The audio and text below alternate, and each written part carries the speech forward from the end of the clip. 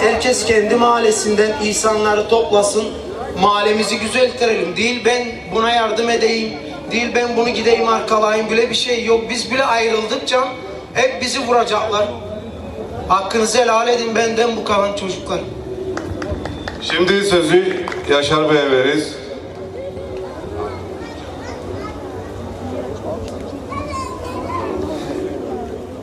Здравейте, момчета! Селям алейкум! Сега искам първо да започна да говоря по същество.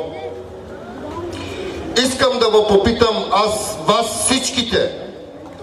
Този квартал чисти ли са? От години. Отговаряйте ме. Не са чисти. Какъв е проблема? Проблема, че като дойдат избори, идват, изчистват един район и си тръгват. Аз съм общински съветник от 2 години вече. Имахме предложение в Общинския съвет да се асфалтират няколко улици. Не само в нашата махала, в Арман махала, Шекер махала и в район Централен. Това не се случи. Вие, момчета, сигурно гледате TikTok и Facebook. Аз всичко възможно правя, за да защитавам не само Столипиново от цял град Пловдив. А проблемите ги знаете в този квартал. До 3-ти етаж има вода, след 3-ти етаж няма. Фекалните води по всички апартаменти в Столипиново са пълни и нашите деца се троват. Ние какво трябва да направим? Аз сам не мога, признавам се. Днеска аз искам само едно нещо да ви кажа. Да сте живи и здрави, че присъствате. Пребързано го направихме, но от тук искам да предупредя районния кмет, общинския кмет на град Пловдив. Това е първото, което започваме да го направим. Но най-сериозният проблем започна, който аз започнах да им кажа от Общинския съвет, от тази трибуна, че момчета, ние имаме един сериозен проблем. А проблема започна от тази махала до училището. Значи тези хора трябваше да си тръгнат оттам, да дойдат други. Отрея, момчета. Значи всички къщи си тук в Столипиново, не само в Столипиново, в цяла България, където живеят гета, хора, които са живеели по 50 години, бутат ги. Добре, ние какви български граждани сме на Народна република България? Ние извънземни ли сме? Ние строихме, момчета, искам да ви кажа много важно нещо от тук. И цяла България ще ме чуе. Тук има хора, които ще го разпространят.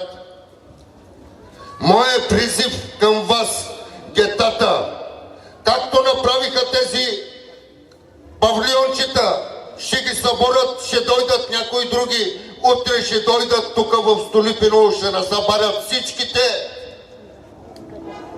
Моето най-голямо, моя живот, който аз искам, който живея, имам някакви идеи, които искам да ги осъществя.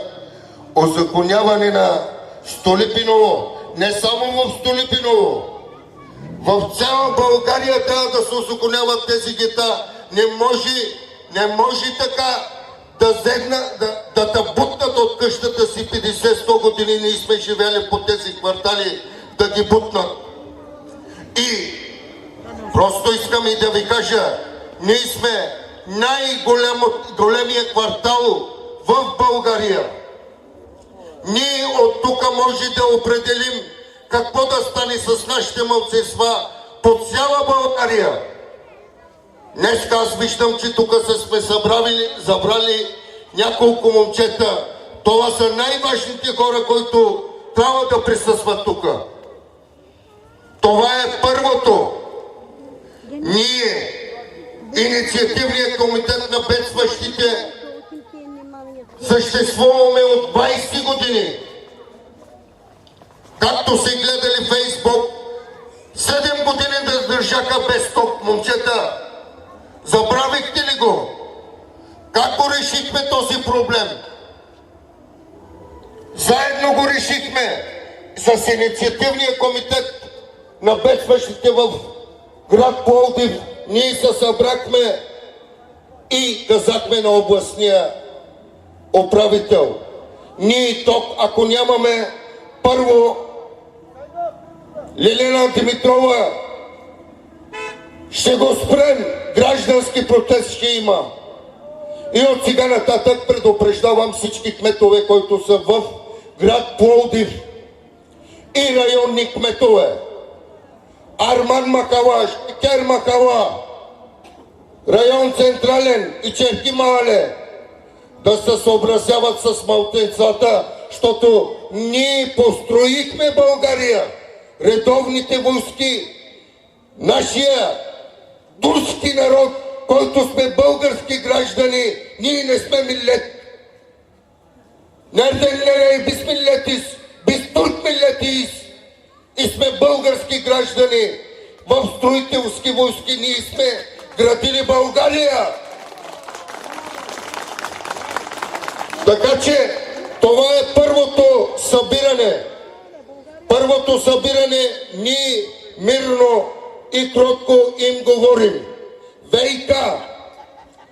Другото ни събиране ще стане след Нова година. Ние ще съберем подписки, които ще ги изпратим в ВИК и на кмета на град Пловдив. Точките от дневния ред ние ще си ги определим. ВИК, управителите и директорите, ако не започнат незабавно да вземат решение за разрешаване на проблемите тук на Столипиново, особено на блоковете с фекалните води и с отводнодните канали, ние ще им искаме оставката. Оставка, който не иска да работи за Столипиново. Първата работа така ще ни започне. Оттам нататъка тръгваме до общината, до кмета на град Пловдив. За да се разрешат тези проблеми, ние трябва да сме заедно. Вижте, момчета, днеска да сте живи и здрави, че дойдохте. Този проблем не е наш само или мой. Това е един общ проблем. Ние трябва заедно да ги разрешаваме тези проблеми. Виждате в България политическата ситуация каква е. Политическата ситуация в България, дигнаха се хората и промениха политиката на България. Ние какво правим? Деди поду, бири ми се мале, деби сепи ми скардашис. Ние всички трябва да седнем да разрешим тези проблеми. А тези проблеми не се решават е така, друг да го прави, аз да го гледам. Така че, моят апел към вас, този инициативен комитет ще се съберем всички момчета от махалата. Ще си искаме правата, ще си ги устоим, ние искаме сериозен нормален живот. Чисти улици, нормален живот не може да се живее повече така. А за да сме заедно, това е първото, който се събираме от сега нататък. Аз като общински съветник на град Пловдив и от политическата партия на АПС Ахмед Доган, аз продължавам, няма да се спра. Разбирам, За сега избори няма. Това е...